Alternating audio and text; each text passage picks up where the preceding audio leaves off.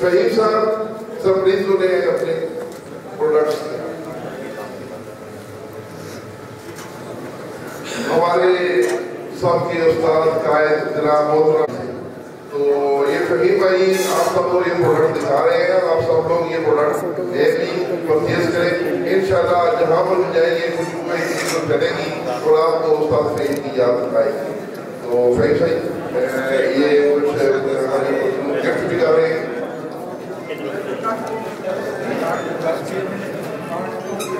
बैठो भाई बैठो पीछे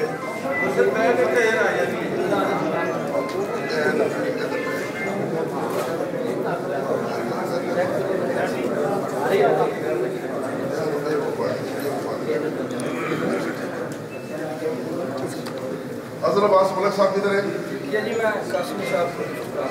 ये एक परफ्यूम हकीम नईम कासिम साहब को गिफ्ट किया जा रहा है।